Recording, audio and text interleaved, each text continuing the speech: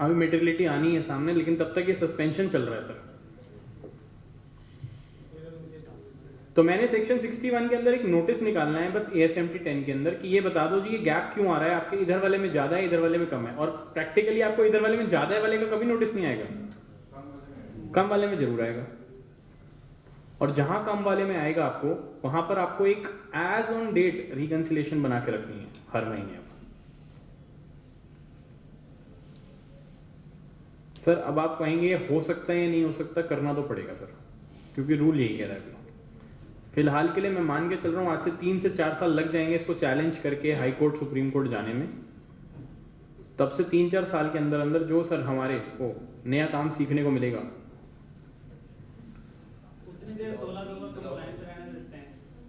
क्या रहने दो? 16-2 रहने देते हो तुम इधर सर? जो रिसीव वाला हम करते हैं इनवॉइस डेट पे चल पड़ो तुम इधर। सर उसमें भी प्रॉब्लम है। अल्टीमेटली आपका 2A 2B इनवॉइस सब लिंक हो गया सर, कहां से कर पाएंगे सर? मैं आपको आज बताता हूं, मैंने क्लाइंट को बोला कि भाई हम आपकी GSTR 1 आज से नहीं बनाएंगे। कह रहे क्यों? मैंने कहा भाई गलती से मुझसे एक इनवॉइस छूट गया और तेरी 3B में वो चला गया, अगले महीने तेरा पोर्टल सस्पेंड हो गया। किसकी प्रॉब्लम है सर? खुलवाने आप जा रहे होंगे सर, मैं जा रहा हूँ। Let us practically accept the fact sir. अच्छा तो उनको कह दो खुद ही करी जाओ। तो सर मैंने तो खुद ही बोल दिया, मैंने कहा जनवरी से आप एक अकाउंटेंट हायर कीजिए और अपनी रिकंसिलिएशन करते रहिए खुद। हम तो स्किल्ड एम्प्लॉई हैं सर, हम क्यों करें काम? सर हमारा काम सिर्फ ये है कि अब जो लिटिगेशन के नोटिस आएंगे उसको डील करना sir. Let me tell you the compliance work will go somewhere to the automation process, but the legal litigation process will now start. Sir हमारा काम क्या होगा, जो इंफॉर्मेशन फ्लो हो रही है वो प्रॉपर हो रही है या नहीं हो रही वो देखना। इनवॉइस मैचिंग करने के लिए sir there are automatic tools available also. हम कैसे कर सकते हैं सर प्रैक्टिकली इनवॉइसेस को मैच? तो अब आप देखिए मैकेनिज्म क्या बन गया है, अब बन चुका है कि आपको कुछ नहीं करना, सिर्फ एक इनवॉइस जनरेट करना है बस। 1 तो 3B से बनी रही है, 2B से आपका क्रेडिट 3B में फ्लो हो जाएगा। तो अब आपको क्या करना है सर? आपको सिर्फ एक चीज करनी है, इंपोर्ट ऑफ सर्विस का RCM डालना है। ये 2B में नहीं आएगा।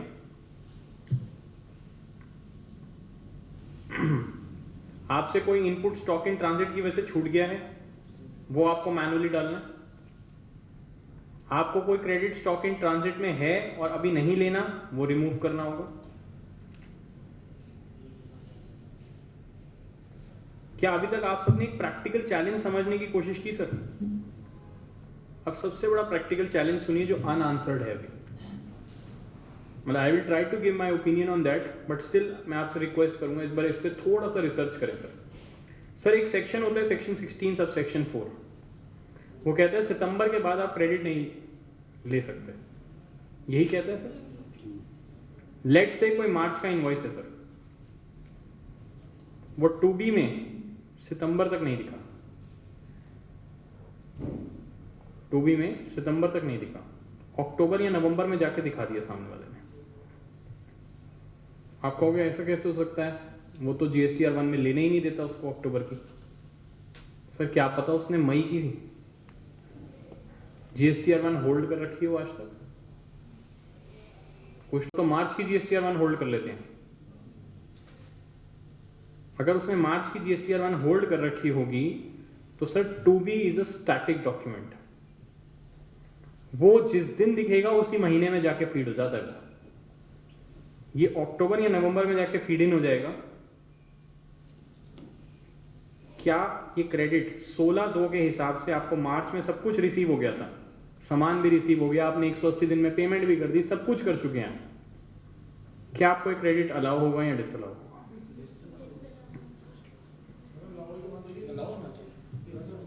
ये एक सबसे बड़ा क्वेश्चन है सर, बताइए। Because return is also filed by the other party. Sir फिर घूम फिर के आऊंगा मैं आपके पास, फिर से वही सेम जवाब। मार्च के 2B में दिख रहा होगा क्या? तो ले पाओगे क्या? द मार्च के 2B में ले ही नहीं पाओगे तो एक ओपन क्रेडिट रहेगा जो आपको ख्यालों में तो लग रहा होगा कि कभी मिलेगा, कभी नहीं मिल पाएगा सर। रिफंड क्लेम करना, इसका रिफंड कैसे क्लेम करूं सर मैं? क्रेडिट खत्म हो गया सर ये। सर ये एनुअल रिटर्न में कुछ नहीं करेंगे जी अच्छा एक बात समझ लीजिए सर, ये मैंने नहीं बनाया। पता मुझे सर, मुझे पता मैं पीछे कहीं पे सेशन ले रहा था, वो मेरे से गुस्सा होगा कि मैंने क्या किया सर। मैं तो कन्वे कर सकता हूँ जो रूल बना है, मैं हार्डशिप बता सकता हूँ क्या है, बट ये बनाया मैंने नहीं है। So there is no personal opinion of mind, it is just a interpretation what I am giving you out of notifications. Roll over खत्म हो गया, फिर रोल ओवर जो मजे करने थे सर हमने 3 साल कर लिए। अब जीएसटी में सिर्फ और सिर्फ ऑटो लिंकिंग है। तो यही है कि पेमेंट ही सप्लायर की रोक के रखो, हमें नहीं मिला तेरे को नहीं मिला। सर मैं आपको आज एक चीज बताऊं, ऑफ रिकॉर्ड बता रहा हूं, मैं क्लाइंट का नाम भी नहीं ले सकता, मैं कुछ नहीं कर सकता। मैंने एक क्लाइंट को एज अ कंसल्टेंट ये सजेस्ट किया कि तेरी एक अमाउंट है तो नहीं दिख रही है, तुझे रोक देनी चाहिए सामने बैठ के। उसने कहा आप मेरे कंसल्टेंट हो, एक मेल ड्राफ्ट करके दो मुझे। सर समझना आप, मैंने मेल ड्राफ्ट करके दिया, बहुत अच्छा सा लीगल प्रोविजन सब लिख के। कुछ नहीं है सर, उसने भी एक एडवोकेट हायर किया हुआ है काउंटर पार्टी में। उसे मेरे को नोटिस आ गया अनड्यू कोर्शन का, प्रेशर का, हैरेसमेंट का, और आपने मेरे क्लाइंट को मेंटली प्रेशर किया। There is no provision in GST law to withhold the payment. How can you say you will withhold the payment? Sir tax part तो रोक सकते हैं कि सर कहीं लिखा नहीं है ना सर, मैं आपको बता रहा हूँ, कोई मेरे वाले जैसे क्लाइंट का समझदार लॉयर मिल गया, मैं प्रैक्टिकली आपको मेल दिखा सकता हूँ वाला सर। उसने पीला पीला करके लिखा है, see my remarks in trailing mail below in yellow. जब मैंने वो पढ़ा तो सर मुझे लगा, मैंने क्लाइंट को फोन किया, मैंने कहा भाई मेरी क्या गलती है इसमें? उसने मेरे मेल फॉरवर्ड कर दिया सर। कहानी समझिए, let's keep it on a lighter side. वो अलग बात है सर, मैंने भी लॉयर से कंसल्ट करके उसके बाद सारी चीज़ों को कंपाइल करके मैंने भी रिप्लाई किया कि एज पर contract act I can withhold your payment. Sir कई पार्टियां वैसे कर रही हैं, मेरे को भी सर कॉन्ट्रैक्ट एक्ट तो अलाउ करता है ना, अगर आपने अपना कॉन्ट्रैक्ट पूरा नहीं किया तो मैं आपसे क्लेम करूंगा अपने डैमेजेस। नहीं जीएसटी पार्ट होल्ड कर रहे हैं, बाकी पेमेंट कर रहे हैं। व्हाट्सएवर इज सर, मैं विथहोल्ड करूंगा, I am legally bound to withhold his payment under contract।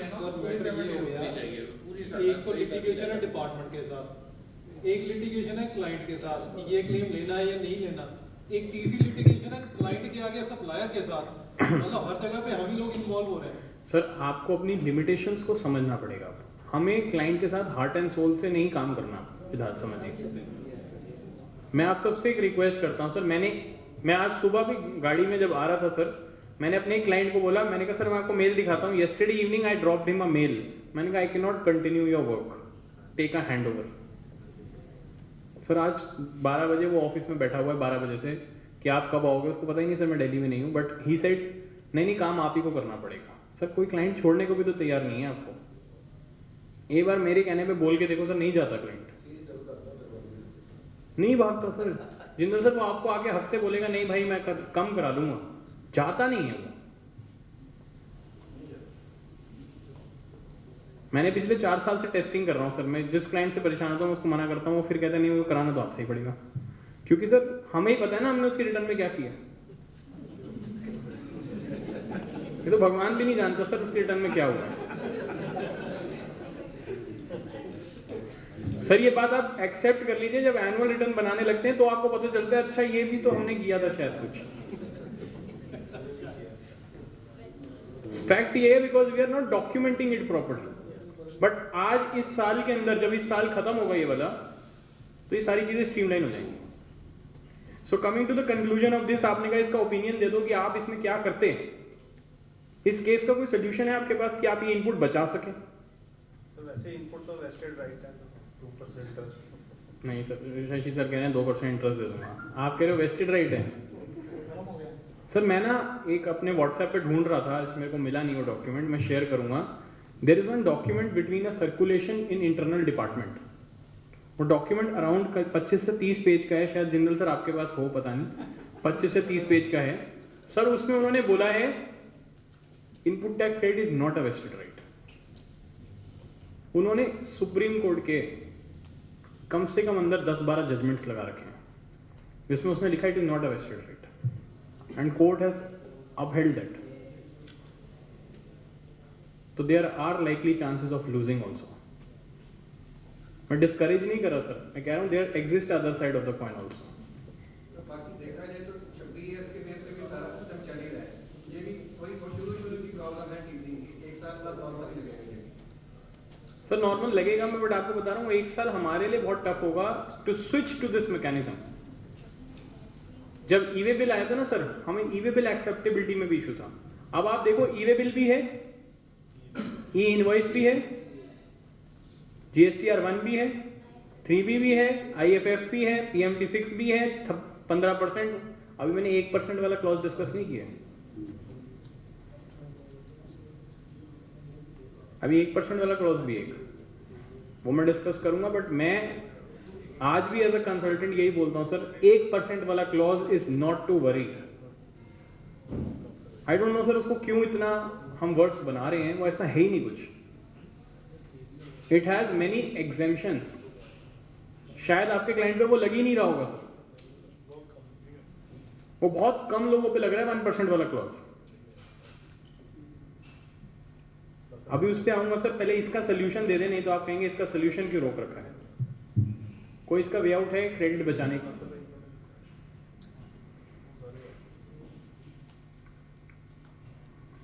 चलो सर मैं बताता हूं आपको. सर एक काम करेंगे सर, थोड़ा सा रिस्क टेकिंग है. सितंबर के रिटर्न के अंदर ये वाला क्रेडिट एक बार ऊपर अवेल कर लेंगे और नीचे रिवर्स कर देंगे बस. यही इसका सोल्यूशन है. सितंबर की तो जा चुकी है.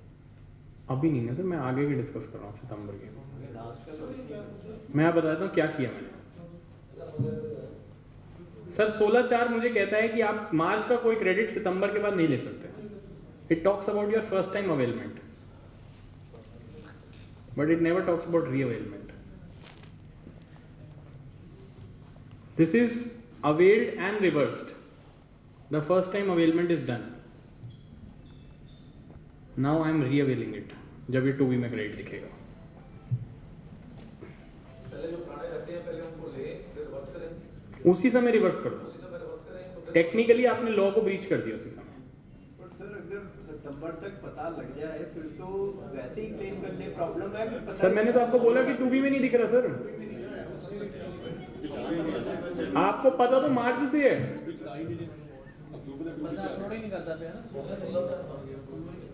सामने वाला आपका फोन ही नहीं उठा रहा सर सितंबर तक. पेमेंट हो चुकी है. यहाँ पे कोर्ट की डिस्क्रिप्शन नहीं रहेगी बाद में ये. सर मैं ये मान रहा हूँ कि मैं क्लाइंट का लॉस नहीं कराऊंगा. अब तो सॉफ्टवेयर ही बना दो एक.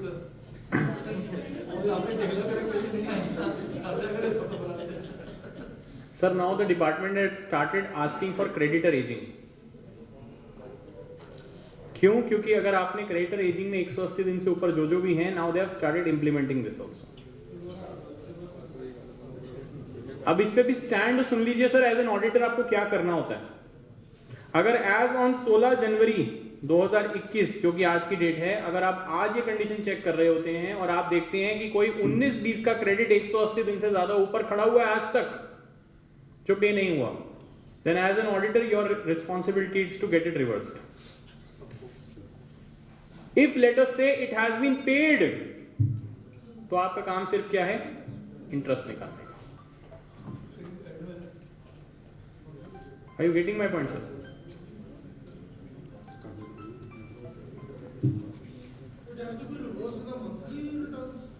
Yes sir.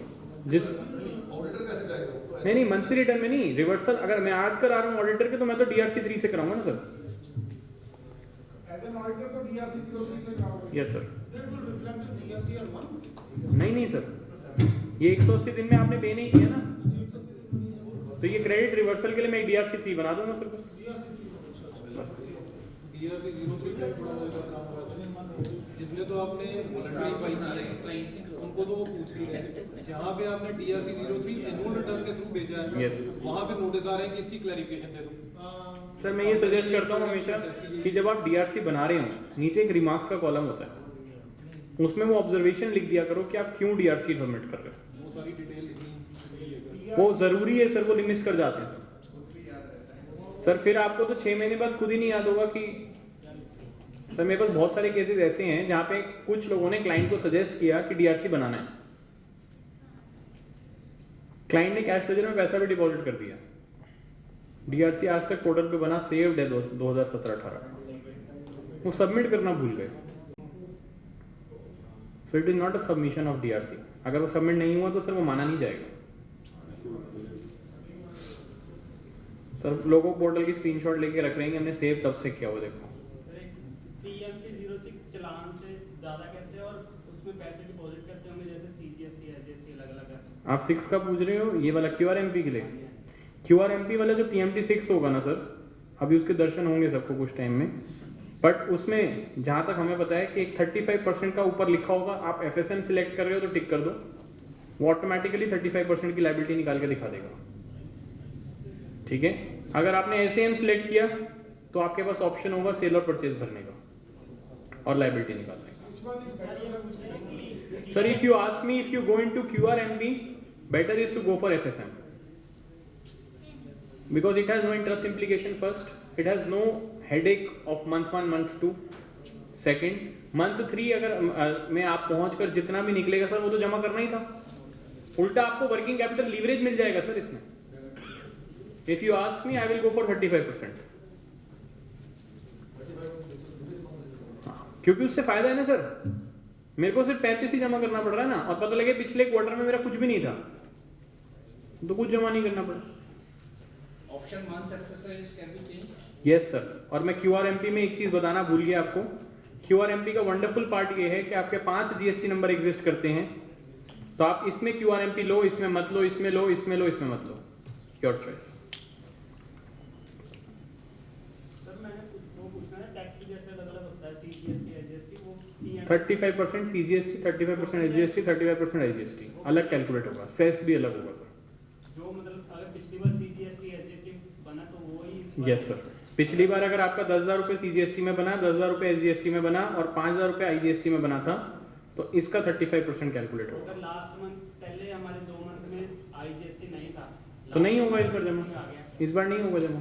लास्ट मंथ में IGST आ गया। हाँ तो मंथ 3 में पहुंच के आया ना डिफरेंस, तो वहां जमा कर दो, इंटरेस्ट नहीं लगेगा। या फिर वो जो फॉर्म आता है कैश ट्रांसफर से ट्रांसफर करने वाला वो किस तरह से? सर PMT 9 यूज कर लेना, सर कह रहे हैं कैश लेजर वाला यूज कर लूँ, वो PMT 9 होता है। सर अब आप बात समझो, मैं आपको क्या बताना चाह रहा हूँ, PMT 6 is more than cash ledger. Sir PMT 6 में डालने का मतलब है जो कैश लेजर में पैसे चालान से आप डिपॉजिट करोगे वो भी हट के उसमें चला जाएगा, it will be between your 3B and PM चालान, तभी तो रिफंड की बात कर रहा हूं। ठीक है, तो मेरे हिसाब से कुछ चेक करना पड़ेगा सर कि PMT 9 उस पर लग पाएगा या नहीं लग पाएगा, क्योंकि वो कैश लेजर में नहीं पड़ा पैसा। नहीं तो वो सिंपली कहते थे ना कैश लेजर में डिपॉजिट कर दो, उसने कहा PMT 6 यूज करना है आपको। सर ये तो हमें पता ही रहेगा ना, पिछले क्वार्टर में IGST था, उसका हमने 35% जमा करवा दिया, अगले क्वार्टर में हमारी कोई सेल ही नहीं है, या अगले 2 क्वार्टर में भी IGST सेल। सर तो अगर आप फिर उस केस में सैम में चले जाओ, क्योंकि अगर आप फिक्स सम में गए तो आपको 35 डिपॉजिट करना पड़ेगा। This can be changed over a period of time. हैं? अगर आज ऐसा मैं कर रहा हूँ नेक्स्ट क्वार्टर में चेंज कर सकता हूँ। कर सकते हो सर, आप मंथ 1 में FSM में जाके मंथ 2 में फिक्स सम में जा सकते हो, इंटरऑपरेबिलिटी है। शशि सर कह रहे हैं कि इसकी आपको कब तक ऑप्टिंग करनी है, 31 जनवरी तक का पहला टाइम है, ठीक है, फॉर दिस क्वार्टर। उसके बाद तो आपकी चॉइस है सर, आप कंटिन्यू करोगे नेक्स्ट में, आप अप्रैल से अगर जून क्वार्टर की बात करोगे पहले वाली, ठीक है, तो ऑब्वियसली सर आप इसको ऑप्ट इन कर सकते हो। कब तक sir? First date of the second month से लेकर 30th of the first month of the second quarter, यानी कि 31 जुलाई तक। ठीक है, 1 मई से 31 जुलाई तक ऑप्टिंग कर सकते हो। अब आप समझिए QRMP वगैरह सर सब समझ आ गया, बोर तो नहीं हो गए? बेटर क्या मतलब सर? मंथली रिटर्न और क्वार्टर सर मेरे को लगता है एक दिन सब मंथली में आ जाएंगे, there is no reconciliation requirement, क्योंकि सबको अच्छा लगेगा कि मंथली में ही काम कर लो, ज़्यादा बेटर है। सर आप एक बात समझो ना सर, ई इनवॉइस आ गया जब, तो सब कुछ तो बना ही तैयार है, सिर्फ एक B2C तो मैनुअली पंच करना है। अभी मैं भी B2C की कहानी बता दूं 1 सेकंड सर पहले। सर B2C के लिए they are in the process of implementation from 1 April 2021, अभी तक के लिए फिलहाल ये डेट है। They will introduce a payment QR code, payment QR code. ये क्या होता है सर, किसी को पता है? सर पेमेंट QR कोड सुनेंगे ध्यान से, क्या है? हम एक रेस्टोरेंट में खाना खाने गए, वहां पर 10,000 रुपए का बिल आया, उसने 5% GST लगा दिया, हम गए, उसने हमें बिल पकड़ा दिया, हम निकल गए, पेमेंट हो गई, सब खत्म, कैश में पेमेंट हुई। आपके जाते ही वो बिल को चेंज कर दिया जाता है 1,000 रुपए में, और टैक्स रख लिया जाता है अपनी जेब में। So they have introduced a concept of payment QR code. अभी फिलहाल 500 करोड़ से ऊपर वालों के लिए लगाने की कोशिश की गई है, 100 करोड़ से ऊपर हो जाएगा, फिर सीधे सब पे लग जाएगा।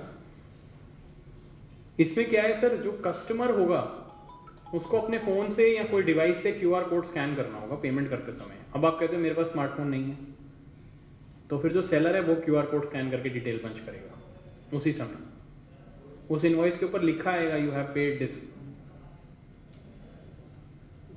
और गवर्नमेंट के पास ट्रैक चला जाएगा कि आपके 10,000 रुपए आए थे इस इनवॉइस के अगेंस्ट। अब आप चेंज करो बाद में सर, ये अपलोड करने की तो रिक्वायरमेंट नहीं है सर ये पोर्टल में पीछे पे सेव होता जा रहा है उसके पास। नहीं, उन्होंने बोला कि ये तो खुद ही बताएंगे कैसे आपने डेवलप करना, आपके यहाँ ही बना। सर आपके यहाँ QR कोड एक आता रहेगा, बट वो लिंक्ड होगा पीछे पोर्टल से कहीं, मैं आपको बताऊँ, उसमें फ्रीज हो जाएगी वो फिगर। अब आप 10,000 को चेंज करोगे तो पता लग जाएगा। इसकी उन्होंने QRMP का कोड आपके अपने सॉफ्टवेयर में होगा। QRMP तो वो खुद निकाल के दे रहा है आपका। फिर आप तो क्लाइंट ही कहा करेगा यार 1,000 रुपए को ही ले रहा ना GST। हाँ वो हो सकता है सर, क्योंकि मेरे को ऐसा लगता है सर आपने 26 CS इस साल का देख ही लिया होगा। अपलोडिंग की कहीं रिक्वायरमेंट है सर अपलोडिंग नहीं, लिंकिंग होगी सर, मैं आपको बता दूं, वो कहीं ना कहीं फ्रीज होगा, नहीं तो उसका कोई फायदा नहीं है। भाई जो मैंने आपको पढ़ा है ये लिखा है, कहीं अब तक उस पर कुछ क्लैरिटी नहीं आई सर। और आप डिप्लोमेसी देखिए of extension, rather they are not ready, they are telling it we have extended it till March। Sir मैं आज भी करना चाहूँ तो भी नहीं कर सकता इम्प्लीमेंट, क्योंकि मुझे पता ही नहीं इसका मॉडल क्या है। 1 अप्रैल को नहीं करेंगे लागू तो पिछला भी फॉल्ट होगा। अब चैलेंज मैं आपको यही बताना चाह रहा हूँ कि सर आपने इस साल का 26 CS देख ही लिया सबने, उसमें क्रेडिट कार्ड ट्रांजैक्शंस भी आ रही हैं, सब कुछ आने लगा है, GST 3B की फिगर आने लगी है, सब कुछ आने लग गया सर। अब सर थोड़े दिन में ये भी आने लग जाए कि आपने कहाँ कहाँ पेमेंट करी है और कैसे करी है। तो आप समझ रहे हैं sir, cash payment will be discouraged right away. एक लिमिट है ना सर 10,000 कैश की लिमिट करने की, एक्सपेंस कितनी है सर? 10 है, 25 है, 10 है ना सर। अब आप 25,000 रुपए की साड़ी खरीदो, कैश में पे नहीं कर सकते, क्योंकि अगर आपको इनवॉइस चाहिए होगा तो उस पर QR कोड होगा वाला, QR कोड होगा तो वो स्कैन हो चुका होगा। अभी ये चीज पाइपलाइन में है सर, ये अभी इंप्लीमेंट होगा, let us wait for this. Sir restaurant भी होंगे सर, मैं मान के चल रहा हूँ B2C वाले बहुत सारे जहां पे कैश पेमेंट्स होती हैं। Take an example jeweller sir, बहुत जगहों पे इम्पैक्ट आएगा। चलिए सर, मुझे अब आपके साथ रूल डिस्कस करना है, रूल 86B। रूल 86B ये 1% वाला रूल है। ये कहता है जिसके पास 50 लाख रुपए मंथली की टर्नओवर है उसके ऊपर रूल 86B लग जाता है। रूल 86B सिंपली आपको कहता है कि you have to deposit your liability of at least 1% in cash, even if you are input enriched. मतलब आपके पास अगर 10 लाख रुपए की लाइबिलिटी निकलती है और आपके पास इनपुट पड़ा हुआ है 12 लाख रुपए, तो भी आपको 10 लाख इंटू 1% कितना हो गया सर? 10,000 हो गया सर। 10,000 रुपए कैश में डिपॉजिट करना ही होगा। करंट मंथ में सरप्लस आईटीसी है तो करंट मंथ का ही बता रहा हूँ सर। नहीं, अगर 10 लाख की मेरी आउटपुट है और 11 लाख इनपुट है फिर तो नहीं सेम ही हो गया सर केस। मैंने 12 लिखा, 11 लिख लो। 11 पिछले बार आउटवर्ड लेवल, आउटवर्ड का 1% है सर। अच्छा आप ये 1 लाख समझ रहे? नहीं सर, ये 10 लाख है। This is this figure 10 lakh. Sir इसकी कुछ एक्सेप्शन है, ध्यान से सुनिए। ये रूल इतना पैनिक करने वाला नहीं है। ये सिर्फ मात्र गवर्नमेंट के अगर स्टैटिस्टिक्स देखें तो सिर्फ 35,000 लोगों को इंपैक्ट हुआ इससे, बस। अब आप अगर उनमें से एक लकी हैं तो अलग बात है, बट हैं मात्र 35,000 लोग। कैसे? इसकी एक्सेप्शन सुन लीजिए सर। सर ये सिंपली कैश लेजर जैसे वो चलाने वाली करना सर नहीं सर, ध्यान से सुनो क्या होता है। जब मैं ऐसे बोलता हूँ ना कि 1%, अगर आपको समझना है क्या होता है, लेट से 10 लाख की लाइबिलिटी थी, मैंने आपको बोला 10,000 रुपए तो कैश में जमा करना ही होगा। आपके पास 12 लाख रुपए का आईटीसी पड़ा था। आप कितने का इनपुट यूज करना चाहते थे इसमें? 10 लाख का। 2 लाख कैरी फॉरवर्ड करना चाहते थे, ऑब्वियस सी बात है। अब आप क्या करोगे? आप 10 लाख यहां से यूज करोगे, माइनस करोगे क्या? 9,90,000। 10,000 रुपए की लाइबिलिटी निकालोगे, ये कैश लेजर से जमा होगी, सेट ऑफ होगी, ऑफसेट का बटन दबाया जाएगा और आपका क्रेडिट अब आगे कैरी फॉरवर्ड होगा कितना? बस ये है। चलान डील वाला ही करना ना। क्या सर? चलान तो डील वाला ही करना है। हाँ हाँ, चलान नॉर्मल कैश लेजर वाला है। ये मैनुअली करना पड़ेगा आपको, रूल अप्लाई। एक चीज और बताऊं सर, अगर आपने 86B रूल लग रहा था और नहीं लगाया, your portal will be suspended. जो 10% जमा करना है वो आईजीएसटी सीजीएसटी कैसे बाइफरकेट करना है? ये जो 10% जमा करना है 1%, सर 1% आप लाइबिलिटी ये समझ लो आईजीएसटी की है, ऐसे फिर सीजीएसटी हो गया। आप नेट लाइबिलिटी निकालो और आउटपुट का 1% कैश में जमा करो। आउटपुट जिस तरह से बाइफरकेटेड है उसी हिसाब से एक करना है। Yes sir. सर पिछले 1.5 महीने में जीएसटी में कितना चेंज आ गया है सोचिए। बहुत ज्यादा चेंज आ चुका है सर। आप सुनिए इसके एक्सेप्शन है सर। फर्स्ट एक्सेप्शन ये है कि अगर आपका एक मैनेजिंग डायरेक्टर या आपका जो करता है या आपके 2 डायरेक्टर्स हो या आपका सोल प्रोप्राइटर ऑब्वियसली जो हो, अगर उसकी इनकम टैक्स पेड लास्ट के 2 फाइनेंशियल ईयर्स में 1 लाख रुपए से ज्यादा है और उस आईटीआर की डेट निकल जानी चाहिए, ड्यू डेट, पता लगे आपने करंट ईयर की जान के भर दी इसको दिखाने के लिए, that 2 years due date have must passed by, उन 2 फाइनेंशियल ईयर्स को पिक किया जाएगा और अगर उसमें 1 lakh whether through TDS, advance tax और anyway income tax is paid more than 1 lakh rupees, this rule is not applicable to the entity.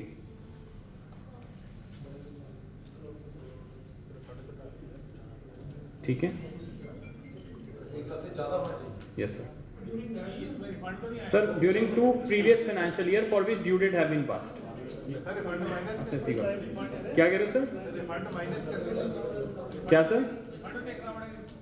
Refund वाले case में 2 लाख एडवांस टैक्स कराया, 1 लाख रिफंड ले लिया। सर टैक्स पेबल देखोगे ना सर। अब अगर टैक्स पेबल ही ज्यादा नहीं बनता, सर ये तो गलत हो जाएगा सर। आप टैक्स पेबल 20,000 रुपए बनता है और आप 2 लाख रुपए जमा करोगे और 1,80,000 का रिफंड ले रहे होगे, ऐसे नहीं हो पाएगा sir. Tax payable should be more than 1 lakh, so this should be 1 lakh figure. Sir आप समझ रहे हो लॉ मेकर कितनी टेक्निकली वर्ड लिख रहा है सर। दूसरी एक्सेप्शन सुन लो सर, अगर आपका आप कहते हो नहीं मेरी तो इनपुट एनरिच्ड कंपनी है। अगर आपकी इनपुट एनरिच्ड कंपनी होती तो आप किस केस में फॉल कर रहे होते? Inverted duty structure. तो फिर आप 1 लाख से ज्यादा का रिफंड अगर ले रहे होगे पिछले फाइनेंशियल ईयर में, तो भी आपके ऊपर ये रूल एप्लीकेबल नहीं होगा।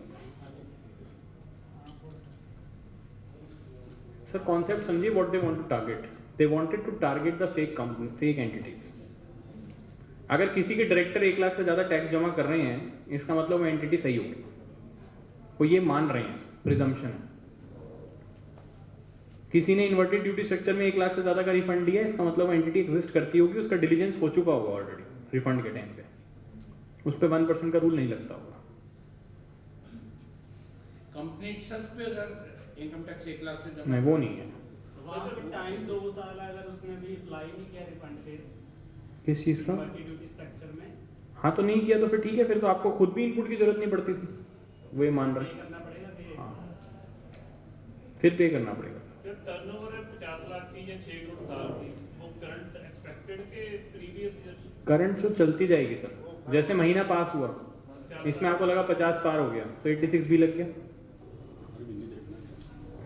मंथ ऑन मंथ देखना है। मंथली 50 लाख देखना। Yes sir. नेक्स्ट मंथ 50 नीचे हो गया, नहीं लगेगा सर। ठीक है सर, कोई डाउट्स यहाँ तक? सर 35,000 में कौन कौन है? क्या सर? 35,000 अब सर 35,000 में पता नहीं, आप लोग देखो सर, आपके कोई क्लाइंट आ रहे हैं क्या? क्लाइंट ऐसे है, एक जगह जैसे माल आता है कहते हैं बिल 102 का माल आता है 98। क्या सर? दो एक्सेप्शन सर। नहीं मैं निकाल रहा हूँ सर पूरी, और 2 हैं, एक और है सर। हाँ सर बिल आता है 102 का, माल आता है 98। ठीक है सर, का डाउट सुन लीजिए सर, 1 मिनट। हाँ जी सर बिलिंग होती है 102 रुपीस पे और परचेज प्राइस उसकी 98 है, उसको बाद में 4 रुपीस का क्रेडिट नोट मिलता है, ठीक है। उस पे जीएसटी वो 98 का 100 में बेच देता है। मेंबर्स प्लीज, एक क्वेरी आ रही है, प्लीज उसको ध्यान से सुन लीजिए। वहाँ पे तो क्रेडिट लेजर ही रहती है, यस सर। उस केस में आ जाएंगे। उस केस में आ जाएगा सर, वो आपके क्रेडिट लेजर से तो आ रहा है सर। इन्वर्टेड ड्यूटी स्ट्रक्चर का रिफंड होना वो तो चाहिए। अलग चीज। हाँ वो अलग है सर, मैं तभी आपको कह रहा हूँ इन्वर्टेड का रिफंड होना चाहिए सर। ठीक है स्ट्रक्चर में पार्टनर्स था नहीं है। क्या सर? पार्टनर सर 86B की एक्सेप्शन जब मैं देख रहा हूँ ना सर, तो मैं आपको क्लियरली ये बताना चाह रहा हूँ कि 86B के लिए इम्प्लीमेंटेशन गवर्नमेंट के हिसाब से सिर्फ 35,000 लोगों पे आती है। ये देखो sir,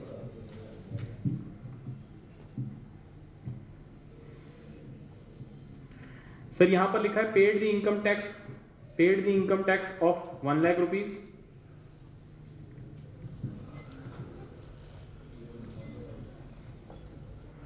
paid the income tax of 1 lakh rupees or more of each of the last 2 financial year by a person, यानी कि sole person or proprietor, कर्ता, managing director or any of its 2 partners, whole time directors, members, managing committee और board of trustee।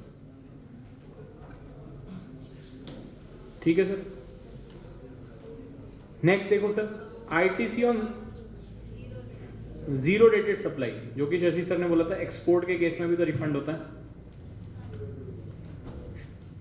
इसमें भी आपका rule नहीं लगेगा। यानी कि जो बिग एक्सपोर्टर है सर, वो 1 लाख का रिफंड तो मिनिमम लेते ही हैं, इतने कौन सी बड़ी अमाउंट है। इन्वर्टेड ड्यूटी स्ट्रक्चर है सर, जो आप कह रहे हो वो नहीं है, इन्वर्टेड ड्यूटी में फॉल कर रहा है, रेट डिफरेंस की वजह से मैटर नहीं कर रहा, वैल्यू डिफरेंस की वजह से। सर ये एक एक्सेप्शन हो सकती है जिसपे 86 भी लग गया, वो ये भी देख सकता है कि the registered person has discharge his total liability towards electronic cash ledger 1% till date cumulatively.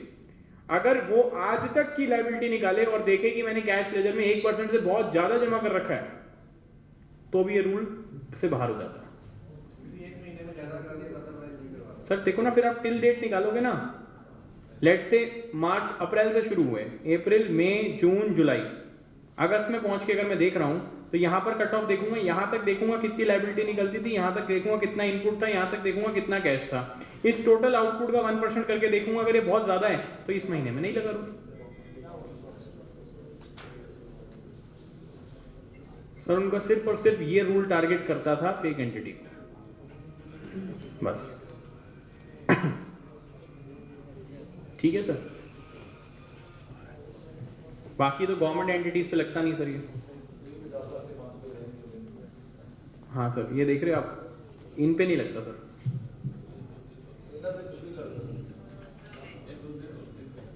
ठीक है, चलिए सर अब जल्दी से एक बार क्विक रिकैप ले लीजिए, फिर मेरे को ऑडिट के ऊपर डिस्कशन करनी है, अगर टाइम है मेरे पास है सर। तो चलो सर, ई इनवॉइस के अंदर लिमिट को 100 करोड़ कर दिया गया 500 से, ये हमने पढ़ लिया sir. Facility of auto drafted, ये अभी शुरू होनी है पोर्टल पे, अभी हुई नहीं है। ई इनवॉइस से जीएसटीआर 1 में जाने की बातें करी जा रही है, ये अभी नहीं हुई है चालू। टू बी का कॉन्सेप्ट स्टार्ट कर दिया गया है, टू बी का डिस्कशन हमने कर लिया है कि 11 का बनेगा और इसको देखकर ही आपको क्रेडिट मिलेगा। ठीक है, 86B पे हमने डिस्कशन थोड़ी सी करी। अभी 86B के मैंने केस लॉ लगाए हैं कि क्या ये आर्टिकल 14 या कॉन्स्टिट्यूशन के अगेंस्ट है या नहीं, वो भी देखने में समय बताएगा सर कि क्या होगा। रूल 36(4) का आपका 105% कर दिया गया है, पहले 120 था, 120 से 110 हुआ, 110 से 105 हुआ, 105 से एक दिन 0 हो जाएगा, देखना। That will be soon, I believe, after 1st of April. चलिए, एक ये नई फैसिलिटी शुरू हुई है पोर्टल के ऊपर, communication between recipient and supplier. WhatsApp पे तो करते ही करते थे, मेल पे करते ही करते थे, अब आप जीएसटी पोर्टल पे भी कर सकते हो। आप एक वेंडर के साथ 100 बार कम्युनिकेशन कर सकते हो एक मंथ के अंदर। आप उसको बताओ जी आपका इनवॉइस नहीं दिख रहा, फोटो खींच के लगाओ उसके अंदर, वो उसके नोटिफिकेशन पैनल में दिखने लग जाता है, वो उसको जाके इनवॉइस को ऐड भी कर सकता है उससे। It's a good functionality. अगर आपको लगा कि कोई इसका इनवॉइस नहीं दिख रहा, आप उसका इनवॉइस नंबर डाल के उसको सब डिटेल दो, वो उस पर क्लिक करेगा, वो इनवॉइस ऐड हो जाएगा। अभी देखने वाली बात है कि कितना एफिशिएंटली चलेगा, but yes it is there on the portal now. Yes sir,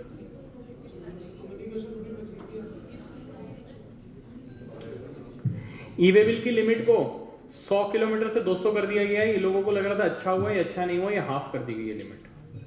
पहले 100 किलोमीटर के लिए एक दिन होता था, 200 किलोमीटर के लिए एक दिन है। रास्ते खाली है ना सर, कोविड की वजह से ट्रक जल्दी चल रहा है और वो फास्टैग आ चुका है, रुकना भी नहीं होता, तो किस लिए करना है सर? पंजाब में टोल भी नहीं लग रहे।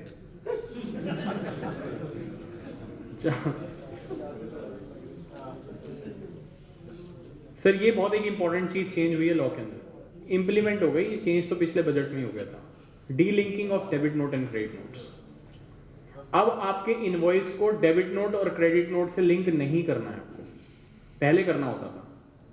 मतलब सर इसका एक पॉजिटिव इफेक्ट है, पॉजिटिव इफेक्ट। आजकल लोग पॉजिटिव से डरते हैं वैसे, तो पॉजिटिव इफेक्ट इसका ये है सर, आपको पहले एक डेबिट नोट का क्रेडिट, आपने एक डेबिट नोट लिया किसी से, let's say in October month, having an invoice reference of March, आपको उसका क्रेडिट नहीं मिलता था, क्यों? क्योंकि सितंबर की डेट निकल गई थी। अब उन्होंने डीलिंक कर दिया, उन्होंने कहा इनवॉइस की रेफरेंस मत डालो। तो आज जो अक्टूबर का डेबिट नोट है उसका क्रेडिट आपको कब तक मिल पाएगा? अगले सितंबर तक। So in short, you got one surplus year of taking the input tax credit by this delinking of debit notes and credit notes. Cancellation और सस्पेंशन के अंदर तो बहुत सारे चेंजेस किए ही गए हैं सर आपके लिए, अभी उस पर मैं आता हूं। रेवोकेशन जब हम अप्लाई करते हैं और 30 दिन का समय निकल जाता है, तो कमिश्नर, जॉइंट कमिश्नर और एडिशनल कमिश्नर को 30 दिन का समय और दिया गया है टू एक्सटेंड दैट पीरियड। पहले 30 डेज का समय होता था, हम कितनी बार 30 डेज में रह जाते थे, तो अब 30 + 30 हो गया एक तरह से। ठीक है, आगे सुनिए सर। टीडीएस के केस में आपको गवर्नमेंट को टीडीएस सर्टिफिकेट फिलहाल ना इशू करने की कोई पेनल्टी नहीं है, लेट फी हटा दी गई है, क्योंकि उनको पता था पोर्टल पे ये सर्टिफिकेट चल ही नहीं रहा आज तक। ऑब्वियसली जो बजट में पेनल्टीज की बात की गई थी कि अगर आप इन्वॉल्व हुए फेक इनवॉइसिंग में, तो आपको भी साथ में अंदर जेल ले जाया जाएगा, वो चीज अब इन्होंने नोटिफाई कर दिया सेक्शन। ठीक है sir, GSTR 1 can not be filed for non filing of 3B। अगर आपने अपनी 2 3B नहीं भरी, पहले याद है ये चीज आपकी ई-वे बिल पे आई थी, अब ये 1 के ऊपर आ गई। अगर आपने अपनी 2 3B नहीं भरी तो आपकी जीएसटीआर 1 को रोक दिया जाएगा। तो इट्स अ गुड मेजर, क्योंकि क्लाइंट अपना सारा का सारा कंप्लायंसेस टाइमली कराएंगे सर। IFF ध्यान से सुनिए क्या है सर। GST रिटर्न आप तब नहीं भर पाएंगे अगर 1 और IFF अगर आपने 3B फाइल नहीं करी, अगर आपने प्रीवियस क्वार्टर की 3B फाइल नहीं करी सर, अगर क्वार्टरली 3B हुई आपकी QRMP में गए अगर आप तो, और सर यहां से देखिए अगर आपने 86B की एप्लीकेशन नहीं करी तो 1% वाला रूल, ठीक है।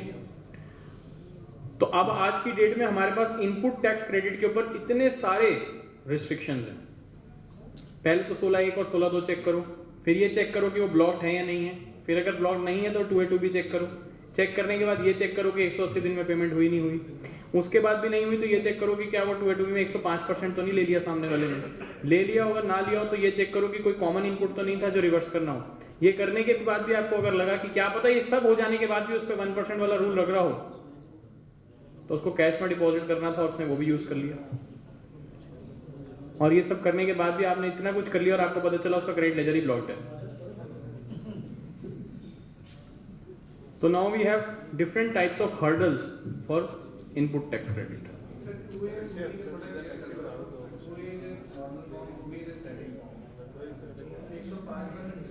टू बी का, क्योंकि वो 11 तारीख की बात करता था और अब 2B की इंफॉर्मेशन आपके पास 11 को आई नहीं। क्या मैं आपको एक चीज और बता सकता हूँ सर, बहुत मजा आएगा आपको। पोर्टल पे जाके यूजर सर्विसेज में जाके आप एक रिपोर्ट जनरेट करते हैं, वहां पोर्टल पे 5 रिपोर्ट्स आती हैं, 2A वर्सेस 3B, 1 3B, ये रिपोर्ट्स आती हैं, ऑटो जनरेटेड रिपोर्ट्स हैं जो CSV फाइल में एक्सेल में डाउनलोड हो जाती हैं। उसमें सिर्फ एक बार 2A वर्सेस 3B डाउनलोड करके देखना सर आज, उसमें वो 2A की फिगर वो लेता है जो एज पर 2B होती है सर। तो वो एनुअल रिटर्न के साथ कभी मैच नहीं करती सर। मैंने एक दिन अभी पीछे बिहार के असेसमेंट के लिए उसको बैठ के 3 दिन लगातार बैठ के खुद मैनेज किया कि वो कैसे मैच करेगी और वो कर जाती है। मैं बता रहा हूँ क्या कॉन्सेप्ट है उसमें। वो 11 तारीख का फिगर लेता है नेक्स्ट मंथ, बस हम वो नहीं लेते, हम पूरा 2A देखते हैं, वो 11 तारीख का 2A देखता है बस। इसका मतलब 14 की डेट ना करें, 11 को एंड में देख सकते हैं, वही 2B आने वाला है। यस सर, लेकिन कुछ क्वार्टरली वाले भी तो होंगे।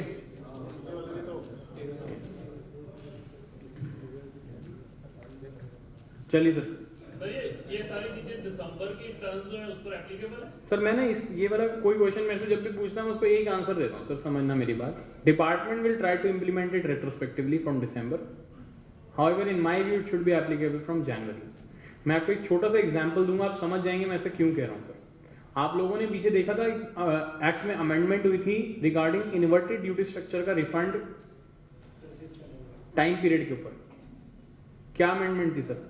पहले होता था फाइनेंशियल ईयर एंड से 2 साल देखे जाएंगे, फिर उन्होंने टैक्स पीरियड से एंड में 2 साल कर दिए थे सर। सारे के सारे ऑफिसर्स ने, डिपार्टमेंट ने ये अमेंडमेंट को 1 जुलाई 2017 से माना है।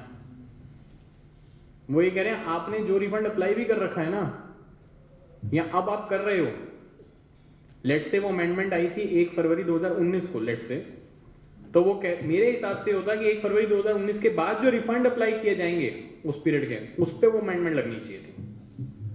पर वो कहते हैं नहीं जी, आपने 1 जुलाई 2018 का रिफंड अप्लाई कर रहे हो, तब भी आप नहीं कर सकोगे अगर 2 साल निकल गए तो।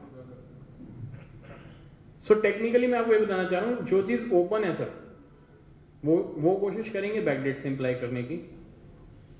हाउएवर हमें चैलेंज करना पड़ेगा इसको, ठीक है।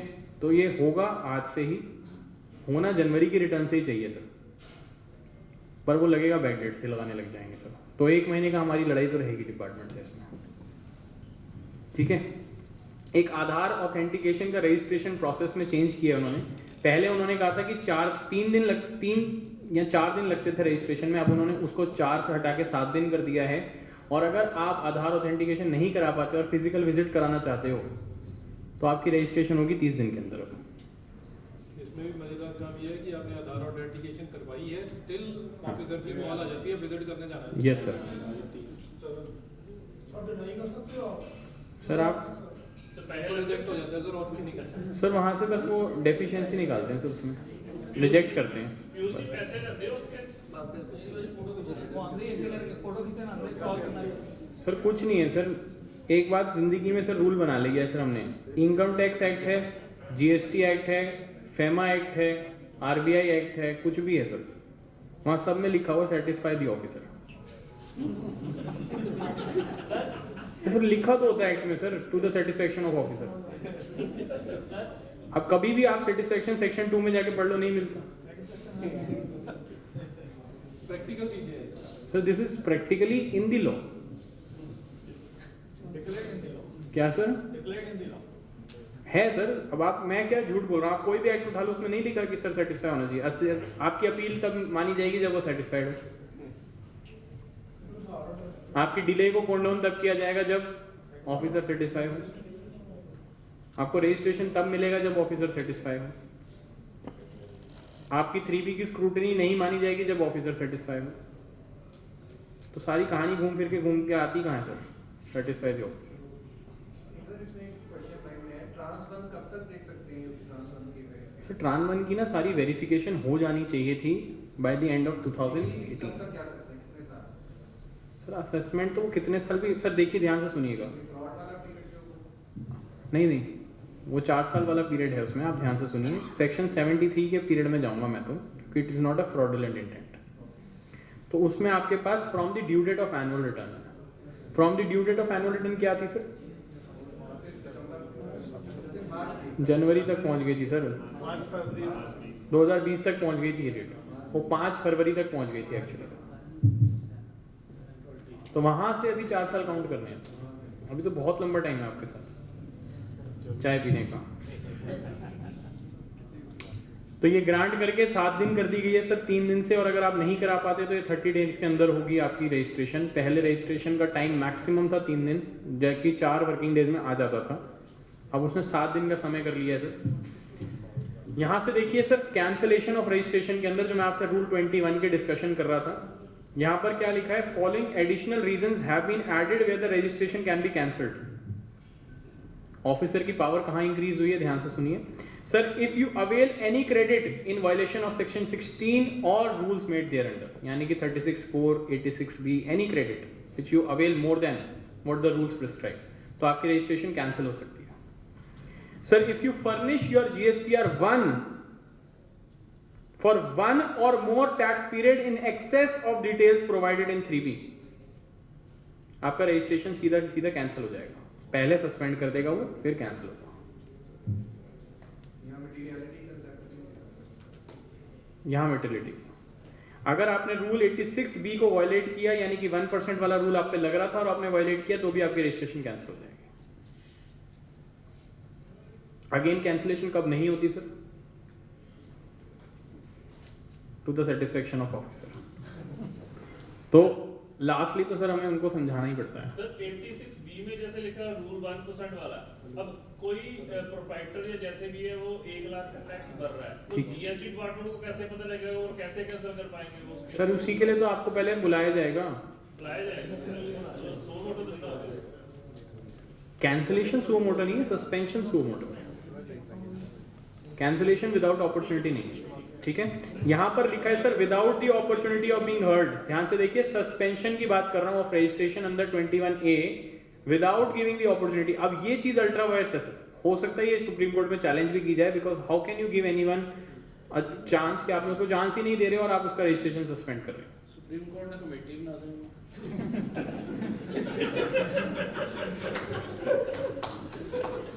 सर चलो और कमेटी ਦੇ ਅੱਧੇ ਬੰਦੇ ਰਿਜ਼ਾਈਨ ਕਰ ਦੇਣਾ ਸੀ, ਕमेटी ਦੇ ਪਾर्ट नहीं है। सर एक सब रूल 2 ऐड किया गया है, जहां पर अगर आपकी कंपैरिजन किया जाएगा 1 का और 3B का, और अगर आपका 1 का और 3B और 2B का, और वेयर सच कंपैरिजन, यहां पर लिखा है वो चीज सिग्निफिकेंट डिफरेंस और एनोमलीज दिखेंगी indicating the contravention of the provision which can lead to the cancellation of registration, your registration shall be suspended. तो ऑफिसर की पावर इंक्रीज कर दी गई है sir. Are you getting my point sir? Officer के पास बहुत ज्यादा पावर आ गई है, ठीक है। तो practically these are the only changes that has happened in the GST law. बहुत थोड़े से चेंजेस थे सर। सर अब बजट आएगा, कुछ तो नया आएगा सर।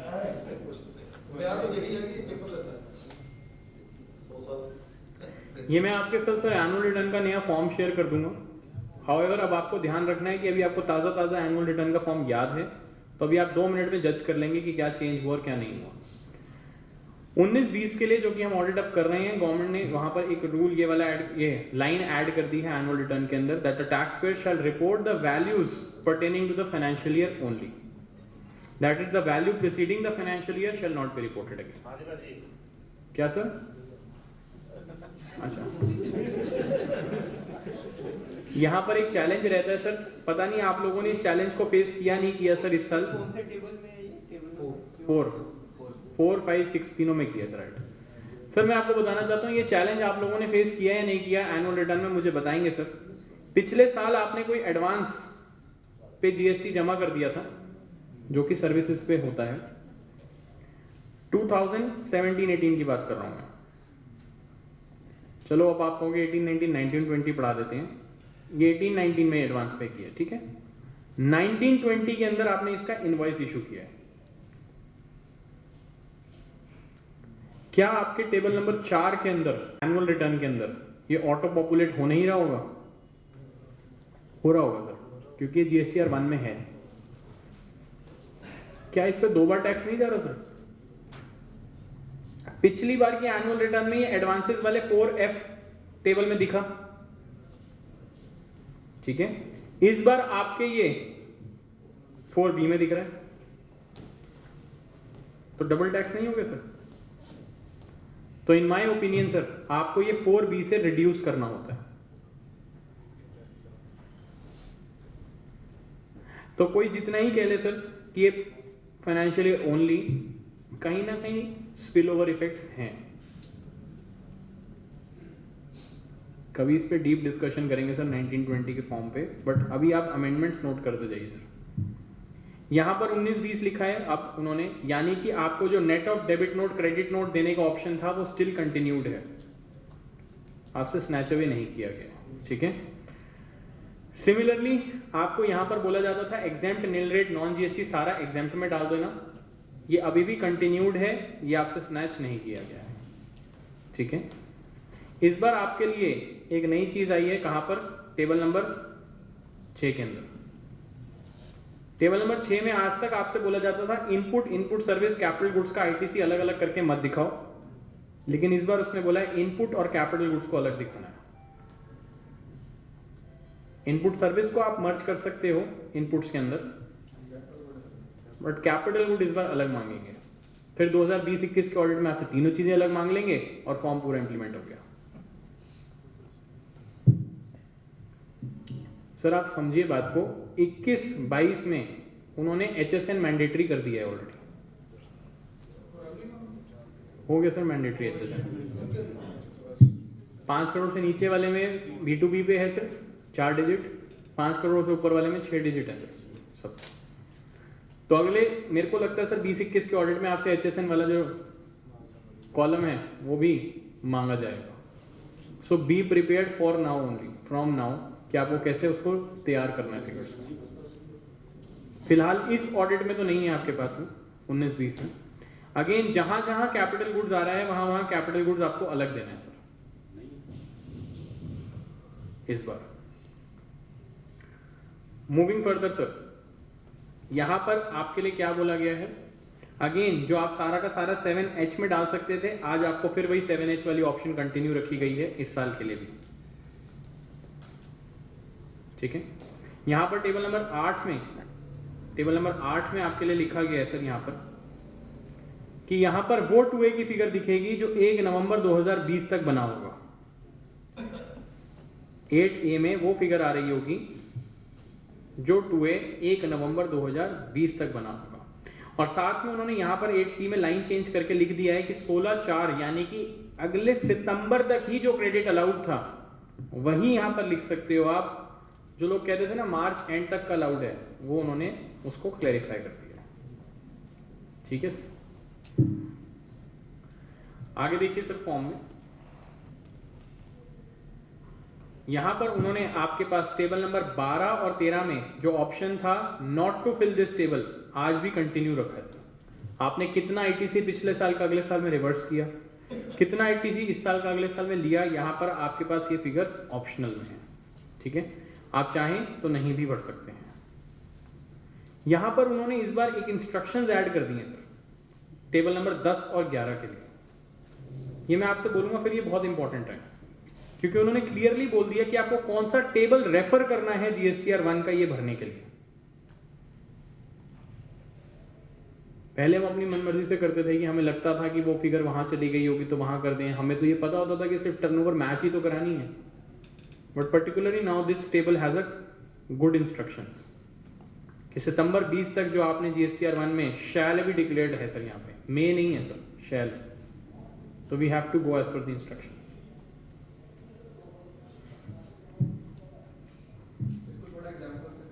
सर मैं आपको बता देता हूँ, देखो यहाँ पर क्या लिखा है, for financial year 1920 details of additions amendments to any supplies already declared in the returns of the previous financial year. यहाँ पे प्रीवियस फाइनेंशियल ईयर कौन सा है? 1920। बोलो सर। सर यहाँ पर देखो ऊपर क्या लिखा है, ऑलरेडी डिक्लेयर्ड है, आपने उसके अगले साल अमेंडमेंट करी है, अगर वो भी GSTR 1 के टेबल भी दे दिया उसने। ये देखो sir, table 9A, 9B and 9C।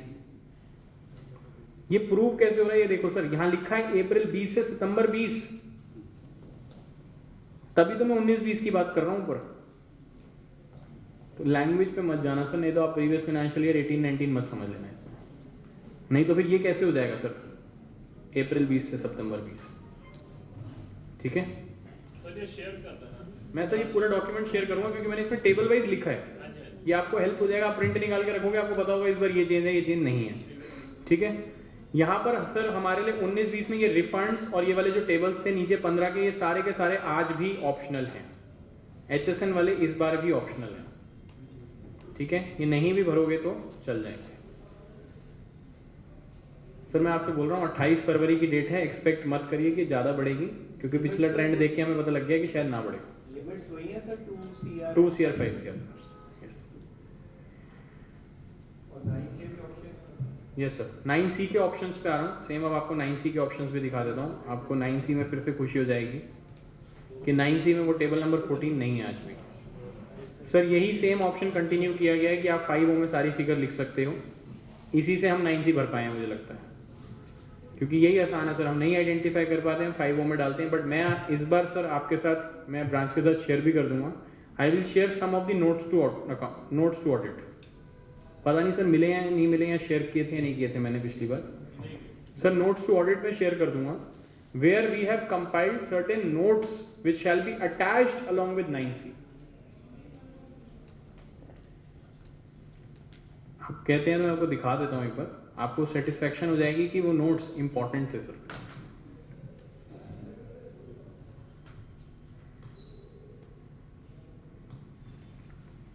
Sir these are the notes to audit, ये हमने क्लाइंट से साइन भी कराया सर। आप कहोगे सर क्या है प्रैक्टिकली फीजिबल है? सर ये प्रैक्टिकली फीजिबल है, हमने 85% क्लाइंट से साइन कराया सर। सर इसमें जो कि आई बिलीव सोनिया मैम भी इसमें इनपुट्स इनके भी हैं मैम के, तो इसमें 5O की फिगर को हमने बाइफरकेट करवाया सर, क्योंकि असेसमेंट के टाइम पे 5O हमें समझाना पड़ेगा। आप मानते हैं नहीं मानते सर, 5O की फिगर में आपने बैलेंसिंग फिगर डाल दी, असेसमेंट के टाइम पे वो आपको बुलाएगा और आपसे पूछेगा 5O के अंदर क्या है। सर सेटिस्फाइड होगा या नहीं होगा वो पता नहीं सर। यहाँ 5O में लिखने से पहले मैं ये कहूंगा आपसे कि रिक्वेस्ट करूंगा आप इसकी रिकंसिलेशन बना के रखें, ठीक है सर। ये आज भी ऑप्शन एग्जिस्ट करता है आपके पास, आज भी ये टेबल नंबर 12B और C not to fill this table का ऑप्शन एग्जिस्ट करता है। और फाइनली हमारा मोस्ट अवेटेड टेबल जो कि टेबल नंबर 14 है, ये भी not to fill this table exist करता है ऑप्शन। ये मुझे नहीं लगता सर किसी ने भरा है, बहुत कम लोगों ने। इसमें एक मिथ है सर लोगों का, मैं वो आपको क्लियर कर देता हूं। लोग टेबल नंबर 14 भरते तो नहीं है, लेकिन यहाँ अदर्स में फिर भी डाल देते हैं। किस किसने डाली सर फिगर? अब मत डालना सर इस बार, कोई ज़रूरत नहीं है डालने की फिगर। मैं आपको खुद कह रहा हूँ सर, यूटिलिटी डाउनलोड करिए और यहाँ पे फिगर मत लिखना, डिफरेंस नहीं आएगा कोई, because they have amended the utility as such because this table was totally optional. तो यहाँ पर टोटली ऑप्शनल का मतलब ये नहीं होता कि अदर्स में डाल दो, नहीं तो वो लिख देता ना सर कि आप मत डिवाइड करो और अदर्स में डाल दो। Sir meaning if you are giving in others is also a declaration, the table is totally optional. ठीक है सर। कुछ सेट ऑफ डिस्क्लोजर्स हैं sir, there are set of certain disclosures which I will also share. इसमें करीबन 51-52 disclosures हैं, जो आपको जो अच्छा लगे आप उठाकर अपने हिसाब से लैंग्वेज चेंज करके you can give it under 9C। 9C में कहां पर लिखने का ऑप्शन होता है ये सुन लीजिए। पार्ट बी पॉइंट नंबर 5 है या 6 है, उसके नीचे लिखने के ऑप्शन होते हैं। बड़ी मुश्किल से ऐड करता है सर नहीं, बहुत इजीली करता है सर। क्वालिफिकेशन ऑब्जर्वेशन पे क्लिक करना होता है ड्रॉप डाउन में और ये पॉइंट डाल देना होता है। नहीं सर, वो 1000 वर्ड्स की लिमिट कहता है बस। क्या? हाँ, वो स्पेशल कैरेक्टर अगर आ गया वो रिमूव करना पड़ता है सर, क्योंकि मेरे को ऐसा लगता है जीएसटी करते करते हम इंफॉर्मेशन टेक्नोलॉजी पूरी सीख जाएंगे। ठीक है, तो ये हमारे लिए चैलेंज है। मैडम गुस्सा हो गई क्या?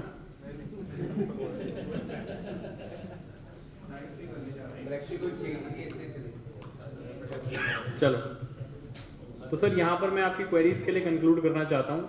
आई होप मुझे पता है मैं बेयरली सारी नोटिफिकेशन लेके खोल के नहीं बैठा सो दैट वो थियोरेटिकल ना लगे आपको। मैं चाहता था कि मैं आपको सारी अमेंडमेंट फैमिलियरिटीज सारी बता दूँ। अगर आपको अभी भी लगता है कि कोई और चीज़ बहुत डीपली डिस्कस करनी है, I can open the notification and discuss it. I will share the presentation along with the members. I will share the draft disclosures and the notes to audit with the members. For now, my contact number you can note down on the screen. So my contact number is 8447137367. If anybody feels कि sir कोई query है GST में, they feel free to contact me. और अगर call नहीं उठा पाए sir, I'll try to call you back for sure. With this, sir, I hand over to you now for the queries and then hand over to the executives for the further proceedings. Sir? Yes. कोई Tier 1 से कम हो जाएगी, अगर हम उसका difference adjust करना चाहेंगे। ठीक है। तो उसमें कोई और ऑप्शन क्या होंगे? हम 3B को ना कम करें, हम सेल को, और कहाँ पे एडजस्ट करें? सर आपने ज़्यादा टैक्स पे कर दिया है इस साल। हाँ, मतलब पिछले साल ज़्यादा चला गया था मेरा किसी एक रिटर्न, और इस साल आपने 3B में कम टैक्स पे किया सर। अब मैंने अगर उसको मेरे को पता लगा लेट से, और अब मतलब कितने साल में फर्क आया? नहीं, लास्ट ईयर का ही, मतलब पिछले साल आपने ज़्यादा पे कर दिया था और अब आपको पता चल गया कि आपने ज़्यादा पे कर रखा था, तो आज की 3B में मैं आपसे कहता हूँ उतना टैक्स कम जमा कर दो। हाँ जी। ठीक है। तो अब आप कह रहे हो कि वो मेरी उस मंथ की GST 1 ज़्यादा होगी और 3B कम होगी। हाँ। तो सस्पेंशन वाला इशू बिल्कुल सर वहाँ पे आएगा। इसीलिए मैं आपसे अब तक तो हम जो कर रहे थे अपनी मर्जी चला रहे थे सर। अब मैं आपसे क्या बोलूंगा उस केस में, sir go for the excess payment of tax का refund. There is a refund under excess payment of tax. Excess in cash ledger नहीं बोल रहा हूं मैं, there is a refund that exist for excess payment of tax. इसका refund apply करो sir. अगर sir सिर्फ टैक्सेबल वैल्यू उससे कोई फर्क नहीं पड़ता, उसको ठीक करना है या नहीं करना, क्योंकि वो एनुअल रिटर्न में भी कहीं नहीं जाती। और सर अगर जो मैंने बोला उस पे इन्वर्स हो जाए तो उसको हम DRC में टेस्ट पे करके वहां पे एडजस्ट कर सकते हैं। सर उसने बोला 1 3B से ज्यादा नहीं होनी चाहिए, 3B 1 से ज्यादा हो सकता है। लिखने वाला सोच के लिख रहा है सर। सर मैं लायबिलिटी DRC 0 GST 9 बना रहे हैं, तो मैं समझ गया आप क्या कहना चाहते हैं। आप कहना चाहते हैं मैं उसमें एनुअल रिटर्न ना सिलेक्ट करूं और अगर वॉलंटरी पेमेंट सिलेक्ट करके पे करा दूं तो क्या मान लिया जाएगा? हाँ मान लिया जाएगा सर। एनी यस, चाहे एनुअल कर दो चाहे वॉलंटरी, आप एनी सिलेक्ट कर लो उसमें, मान लिया जाएगा सर। और कोई क्वेरी सर? एक जनवरी के बाद कितने टाइप्स के डीलर हो गए? एक मंथली वाला, एक QRMD वाला, फिर वो दूसरा जो क्वार्टरली वाला अभी था वो रहेगा? नहीं, वो खत्म हो जाएगा सर। वो खत्म है, या QRMD या फिर मंथली, दो? Yes sir. नहीं, बहुत सारे एग्जिस्ट करेंगे सर, मैं कॉम्बिनेशंस बताता हूँ। IFF, नो IFF, वो तो उसके आगे 1 month IFF, second month not IFF। और जो IFF जो मंथली हम इनवॉइस अपलोड करेंगे वो साथ के साथ 2B में आ जाएंगे और 2A में आ जाएंगे, फिर 2B में आ जाएंगे। आ जाएंगे सर। फिर ऐसे भी एग्जिस्ट करेंगे जो इस बार आपको चूज करेंगे, अगले महीने किसी और को चूज करेंगे 50 लाख में, ऐसे भी होंगे सर। तो आपको डिफरेंट वेराइटीज मिलेंगी सर वेंडर। 3V वाला जो अभी क्वेश्चन किया उन्होंने, जैसे हम नेक्स्ट 3V में या 2 महीने बाद जो 3V है उसमें कोई रिवर्सल मेथड है कि हम रिवर्स करते हैं कितना अमाउंट हमारा पहले करते हैं एक्सेस चला गया था तो हम रिवर्स करते हैं? सर मेरा सजेशन नहीं है, क्यों? क्योंकि अब 1 और 3V में गैप अगर नेगेटिव आया, मतलब आपकी 3V कम हुई 1 से, तो he has a right to cancel your GST. क्यों अनइनवाइटेड कर रहे हैं सर? हम रिफंड अप्लाई कर दो। वो अलग बात है अगर 2 साल का समय निकल गया तो कोई ऑप्शन नहीं है, फिर यही जाना पड़ेगा। अदरवाइज तो आपके पास रिफंड का ऑप्शन दिया है उस पर पोर्टल पे, आप अप्लाई कर सकते हो रिफंड। ठीक है, तो सर अगर QRMP सिलेक्ट नहीं किया किसी का तो क्या? फिर अपने मंथली में आ गया। किसने सर? अभी एक पीछे बहुत सारे मैसेज आए that you have been defaulted to. वही बहुत मजा आया है क्योंकि उस दिन क्लाइंट को लगा आपने पता नहीं क्या कर दिया है। सर कभी कभी कुछ ना करना भी करने के बराबर है, ये समझ आया। तो उन्होंने डिफॉल्ट के क्राइटेरिया सिलेक्ट किए थे सर। अगर आप ऑलरेडी GSTR1 मंथली में हैं तो उन्होंने मंथली रखा है आपको। अगर आपकी टर्नओवर 1.5 करोड़ से नीचे और आप क्वार्टरली हैं तो आपको QRMP क्वार्टरली में डाल दिया उसने डिफॉल्ट में। अगर आप क्वार्टरली में होने के बावजूद मंथली GSTR1 वॉलंटरी सिलेक्ट की हुई है तो आपको मंथली में डाला उसने। ठीक है, ये ऑप्शन है ना अभी 31 जनवरी तक आप पोर्टल पे जाके उसको चेंज कर सकते हैं। जी सर। सर अगर कोई 2B में नहीं आ रहा था, आपने क्रेडिट ले लिया, नेक्स्ट मंथ वो 2B में आ रहा है, तो उसके कॉन्सिक्वेंस हमें 24% इंटरेस्ट पे करना पड़ता सर 24 नहीं होगा, मेरे हिसाब से 18 होगा इसमें। है। यस, वो कॉन्सेप्ट जो 24% के इंटरेस्ट का है वो सेक्शन को हम ध्यान से पढ़े तो वो मैचिंग की बात करता है थ्रू GSTR2। यहाँ तो सेक्शन को अमेंड करना पड़ेगा अभी 24 लगाने के लिए। अभी फिलहाल 18 लग जाएगा इंटरेस्ट, वो अलग बात है, ऑफिसर 24 ही लगाता है। सर ये तो नहीं कहेगा मैंने देना ही नहीं क्रेडिट, सिर्फ इंटरेस्ट। सर वो ये कहेगा देना नहीं है तो आप कहोगे ठीक है नहीं देना तो अगले महीने फिर ले लूँगा। कहानी तो वही है ना सर, आपने पहले ले लिया सिर्फ 1 महीना, आइडियली इंटरेस्ट होना चाहिए। बट ये बात सर मैं आपको वही समझाना चाह रहा हूँ, the hierarchy is very tough right now. आप ऑफिसर को बोलते हैं, ऑफिसर कहता है मैं तो दे दूंगा डिमांड, आप अपील में चले जाओ। अपील में आप जाते हैं, it is a departmental appeal first, departmental level, वो आपके हारने के chances are more rather than winning. उसके बाद आपका मन करता है मैं GSTAT जाऊँ, वो बना ही नहीं है। फिर आपका मन करता है अब क्या करूँ, तो हाई कोर्ट से स्टे लेके आना पड़ रहा सर प्रैक्टिकली एक प्रॉब्लम आ गई है। किसी ने बता दें किस ऑफिसर को सर दी गई है, सर। आपका PO प्रॉपर ऑफिसर। यस, हाँ जी सर किसी ने 3B नहीं फाइल किया 2 महीने का, 1 सारे फाइल कर दिए और 1 के अकॉर्डिंगली 2A में क्रेडिट आ गया, ठीक है। 2B में भी क्रेडिट आ गया, हमने क्रेडिट क्लेम कर लिया। EO ने क्या किया, उसने आपकी क्रेडिट लेजर ब्लॉक कर दी, लॉक कर दिया कि आप ये क्रेडिट जो आपने क्लेम किया है वो आप जमा करो। ठीक है उसमें क्या किया जाए? सर मेरे पास प्रैक्टिकली ऐसा केस है जिसमें हमारे 2A में क्रेडिट नहीं दिखा, उसने हमारा क्रेडिट लेजर ब्लॉक कर दिया, उसने हमारे कैश लेजर से पैसा भी काट लिया जितना अवेलेबल था। अगेन वही हुआ सर, डिमांड निकली थी सर, फिर हम वहाँ गए आगे, डिपार्टमेंटल अपील हम हार चुके हैं। उसके बाद हाई कोर्ट से सर स्टे लेके आए अभी तक। अब ये 70-80 हज़ार का मैटर है सर, इसमें कहाँ तक जाएगा? तो फिर सर बैठना पड़ेगा सर आपको, जमा करवा दिया जाए। क्योंकि सर मुझे तो नोटिस, मेरे वाले केस में मुझे ये बताया गया कि हमारी अटैचमेंट का नोटिस आने वाला है। सर जिनके नंबर कैंसिल हुए सो मोटो बाय डिपार्टमेंट, उनके भी आगे कस्टमर को नोटिस चले गए हैं कि आप बोगस मिलेंगे। हाँ सर बिल्कुल, चाहे एक्चुअल है वो। सर वो एक्चुअल है लेकिन उस टाइम उन्होंने तो ये कह दिया ना टैक्स डिपॉजिट नहीं हुआ। कैंसिल क्यों किया गया रजिस्ट्रेशन मुझे बताओ?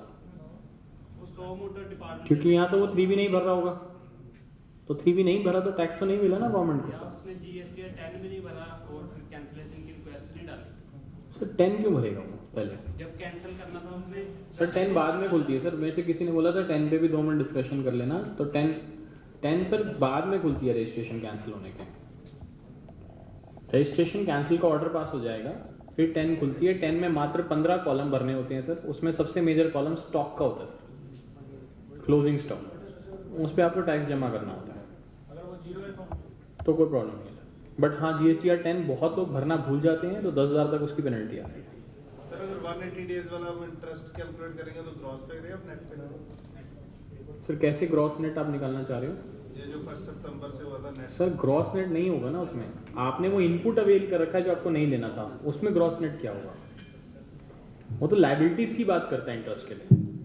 लेट से आपकी कोई लायबिलिटी निकलती थी, आपने 3B जमा नहीं करी, 10 लाख रुपए की 3B में आउटपुट लायबिलिटी थी, 2 लाख रुपए का इनपुट था, आपके हिसाब से 8 लाख रुपए टैक्स बनता था। पहले पूरे 10 लाख पे इंटरेस्ट लगता था, अब सिर्फ 8 लाख पे लगता है। हाउएवर मैं ये कहूँ कि वो 2 लाख का इनपुट ही गलत दिया है तो इंटरेस्ट तो पूरे इनपुट पे लगेगा ना सर, उसमें ग्रॉस नेट नहीं है। ठीक है जी सर। सर एक ITC लेने की जो लास्ट डेट है क्योंकि सितंबर है या सितंबर मंथ की 3B है? ड्यू डेट है सितंबर मंथ की सर। तो उसके बाद लेट फीस फाइल करके नहीं कर सकते? नहीं कर सकते सर। जो लोग मार्च की GSTR 1 होल्ड करके रखते हैं वही तो मैं बता रहा हूँ इनएलिजिबल में दिखने लगी अब 2B में। मतलब कि 24 अक्टूबर ही है। Yes sir. 22 या 24 व्हाट्सएवर इज योर स्टेट। 24 है, दिल्ली में भी 24 है सर। AR में जो आपकी आ रही है 2A की फिगर वही फाइनल लेके चलनी चाहिए आपको? Yes sir. 2B is the final figure that you have to claim for 5%। मैं तो सर किसी को 5% सजेस्ट नहीं करता। मैं तो किसी को कहता हूँ सर जो 2B में दिख रहा है वही लेना है हमें, 5% के क्राइटेरिया में मत जाना sir, because if you move to 5% you will keep on reconciling things. Sir आप फंस जाओगे उस साइकिल के अंदर, आज 5% लूँ नहीं, कल ले लूँ नहीं, ये लिया था 95 ये नहीं लिया था, कहाँ से रिकंसाइल करोगे सर? इससे अच्छा कुछ तो पता है ना कि सर आप समझो ना वो आपको पहले 20% पे लेके आए 100 से, फिर 20 से 10 पे ले गए, 10 से 5 पे ले गए, 5 से 0 पे ले जाएंगे, तब भी तो करेंगे ना सर हम। ठीक है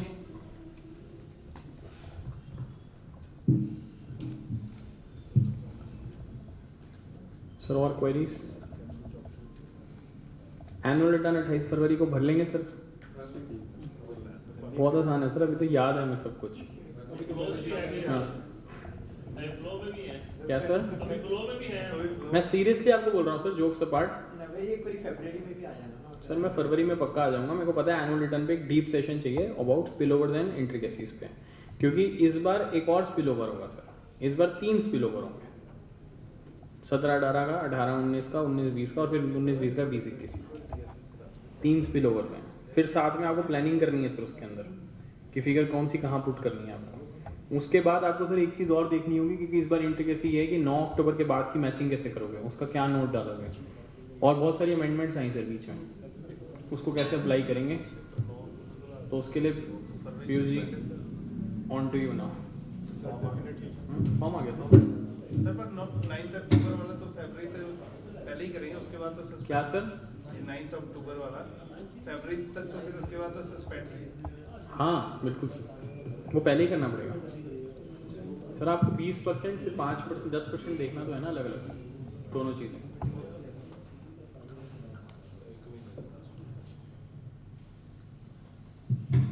और कोई डाउट है sir? Sir I hope the session was enjoyable, learning, practical, not theoretical, and it was interesting for all of you. और मैं मान के चल रहा हूँ सर, टैक्स ऑडिट के स्ट्रेस के बाद मैं स्ट्रेस देना नहीं चाह रहा, बट हाँ मैं मान रहा हूँ कि सर GST में स्ट्रेस है अभी। I am accepting it by my own कि इतना कुछ आ गया है नया कि हमें उसको इम्प्लीमेंट करते करते शायद 2-3 महीने लग जाएंगे। बट सून मैं आपको एक चीज़ और कमिट करके जा रहा हूँ सर, नेक्स्ट ईयर जब हम मिलेंगे कभी, जब नेक्स्ट ईयर में, तब आप कहोगे सर आज GST थोड़ा सा स्ट्रीमलाइन लग रहा है हमें। क्यों? क्योंकि अब वो चीज़ें इंप्लीमेंट हो रही हैं जो शुरू में बात की जाती थी, वो ना होने की वजह से सर कम्बरसम हो गया सारा कुछ प्रोसेस। अगर वो आ जाएगा तो स्ट्रीमलाइन हो जाएगा सर, आदत पड़ जाएगी लोगों को और फिर चीज़ें नहीं होंगी प्रॉब्लमेटिक सी। क्या सर? 3 लाने की जरूरत ही नहीं पड़ेगी सर, इसी में चल गया सारा काम। तो अब 2B है सर मेन, जहाँ इनवॉइस 2B और ई वे बिल, ये 3 चीज़ें हैं सर। Sir their intelligence is so strong कि अगर आपने बोला मैंने ई वे बिल नंबर में एक ट्रक नंबर गलत डाला है सर, मैं अभी 5 मिनट के अंदर वो आपके फास्ट टैग की ट्रक की रिपोर्ट निकाल देते हैं। वो कहते हैं आप कह रहे हो ये ट्रक पानीपत से दिल्ली गया है, पर ये ट्रक तो पंजाब में घूम रहा था।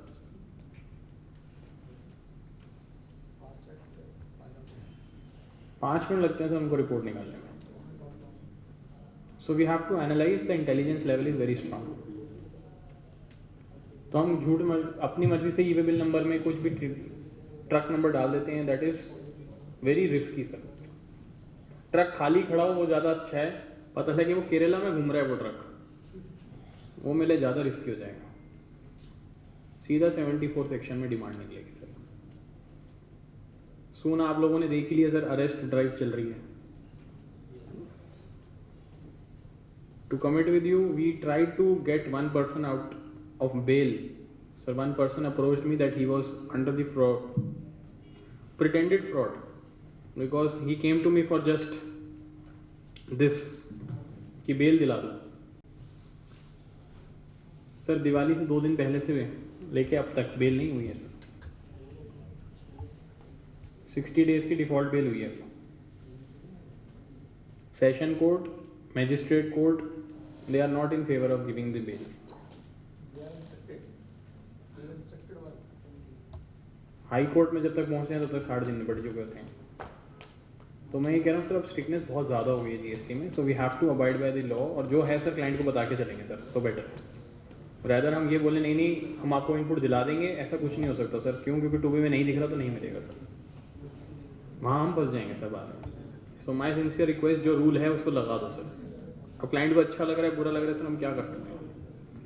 आज सर हमारी यूनानिमस कॉल होगी, आज पीयूष जी के पास कोई जाए तो वो भी यही जवाब देंगे, शशि जी के पास कोई जाए वो भी यही जवाब दें, सोनिया जी भी यही जवाब देंगी। तो सर तब सब पता लगेगा ना कि सर कॉल ही सेम है। अरेस्ट के फॉल्ट की लिमिट क्या है? क्या सर? अरेस्ट करने के लिए फॉल्ट की लिमिट सर वैसे तो 2 crore. Just a moment members, मैं आपको इन्फॉर्म कर दूं कि soon we will be cutting cake, और इसलिए रिक्वेस्ट है कि अभी कोई जाए नहीं। हम न्यू ईयर सेलिब्रेशन करेंगे, और जो हमारे नई ग्रोथ हुई है, जहाँ जहाँ पे भी खुशियाँ आई हैं, वो सारी चीज़ें हम सेलिब्रेट करेंगे केक कटिंग के साथ, and that will be followed by high tea. So please request you to stay till then. Sir over to you. बस सर यही है सर, 3 महीने 6 महीने और वो वाली लिमिट्स है सर। 6 महीने की तो मिनिमम है ना सर, कर सकते हैं। Evasion of tax how much sir 5 crore के ऊपर नॉन पेलेबल एंड कॉग्निजेबल है। Below 5 crore it is bailable, non cognizable, they need arrest warrant.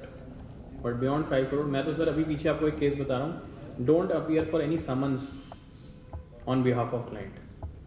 Sir summon में वो स्टेटमेंट मांगते हैं, वहाँ पे आपने लिख दी तो you are a party to that statement. जाए समन में तो क्लाइंट को भेजो, पता लगेगा सर आपको वहाँ अरेस्ट भी कर लिया, कोई बड़ी बात नहीं। सर मैं तो समन में मना ही कर दिया था पीछे, मैं तो जाऊँगा ही नहीं भाई, चाहे मुझे पता है इशू क्या है सर, बड़ा नहीं है कुछ, अरेस्ट का कुछ नहीं, बट मैंने कहा समन में मैं नहीं जाऊँगा भाई। You have to appear in this first summon, then वहाँ पे मेरे को ऑथराइज सिग्नेटरी अपॉइंट, वो ऑथराइज पर्सन अपॉइंट करवाओ, then I will go. But first summon is for you, not for me. तो वो भी चीज़ें ध्यान रखनी होगी, क्योंकि वो छोटी छोटी बात पे समन आ रहे हैं सर। अब यहाँ तक कि 2A वर्सेस 3B के अंदर भी समन निकला हुआ सर। तो जीएसटी में बहुत कुछ नया सीखने को मिलेगा सर, अभी पूरा 1 साल हमारे सबको। तो आई होप सर तभी जब तक कॉम्प्लेक्सिटी रहेगी तब तक मैं आता रहूँगा, तब तक आप मुझे याद रखोगे सर। तो कॉम्प्लेक्सिटी और हम प्रोफेशनल्स को कोई ना कोई याद रखेगा सर। इसलिए हमारी मार्केट में अपॉर्चुनिटी और डिमांड भी तभी रहती है सर जितना लॉ कॉम्प्लेक्स होता है। सर लॉयर क्यों इतना खुश होता है जब लॉ कॉम्प्लिकेट होता है? वो इसलिए खुश होता है क्योंकि कोई समझ ही नहीं पाएगा। इसलिए सर मैं कहूँगा जीएसटी थोड़ा सा कॉम्प्लिकेट भी हो जाए तो हमारे लिए अपॉर्चुनिटी भी खुलती है, बट उसको हमें टैप करना है बस सही तरीके से sir. With this closure note, I want to hand over to the executives for the further proceedings. Thank you.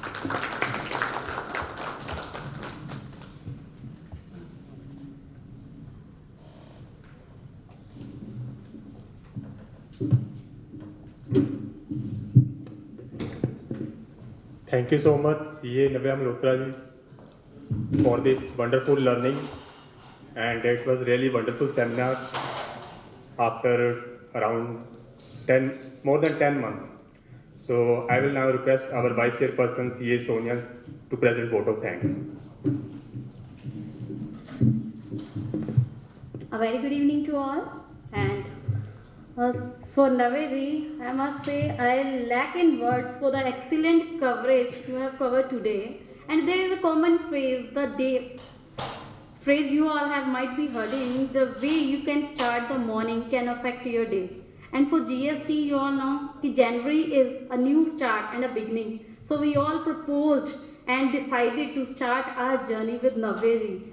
So I think it will affect our learning too, because along with the fear, the inspiration come automatically. The thought process of Naveji always enlightened us and give a new path. So thank you and sincere thanks to all, because you have make it an excellent one, not only by participating but participating in persona also. It's the first physical seminar we decided earlier also, but lack is there, nobody participated at that time due to COVID, but it's still a good one. Okay, I can see 50 persons are there and earlier it's 75. So thanks to all for coming during COVID and making it a great success. Thank you all. Thank you very much ji. And at this juncture I would like to request you, जैसा नव्या जी ने भी अभी कहा कि सम्मन के लिए appear ना होइए, अपने आप को इतना इजीली एसेसेबल मत कीजिए कि लोग ये सोचें कि सीए से जो मर्जी करवा लो।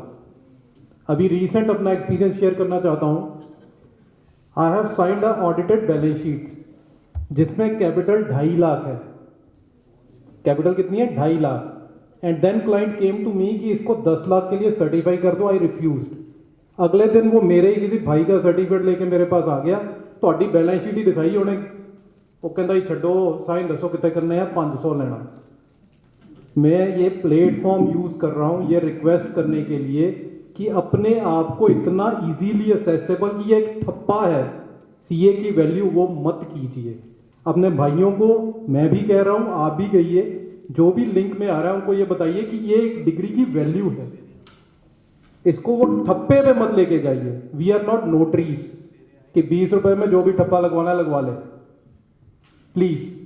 And now we will celebrate the new year, and then along with that good news we all have from all executive members, Navya, and from that side also, cake cutting ceremony will take place. Please join us for the cake cutting. Thank you. And once again I thank you for your presence. CM Rohit Chattaji.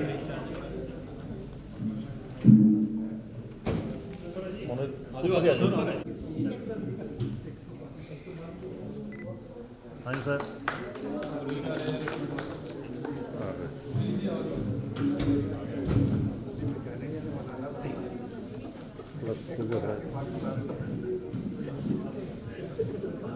थोड़ा खोल जाओ sir.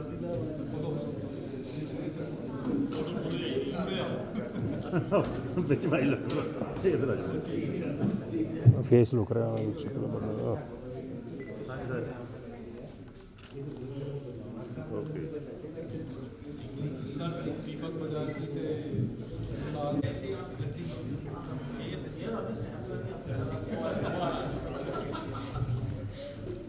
हाँ जी sir.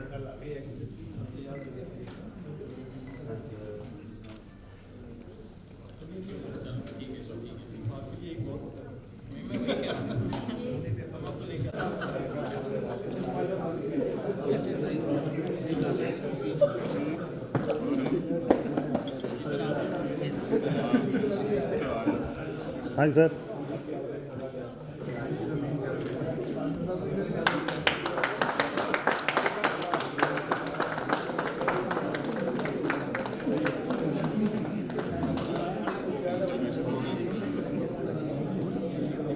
Plate रख लो।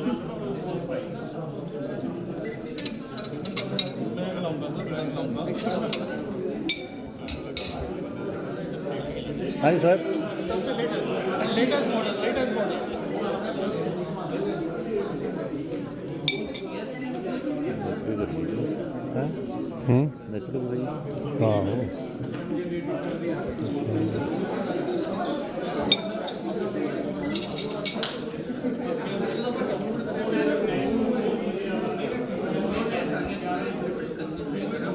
थोड़ा sir.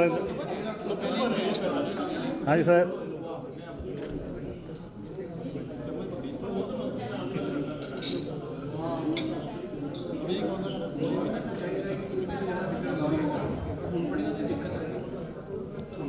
Sir थोड़ा आगे दोबारा माड़ा लगा दो। हाँ जी सर।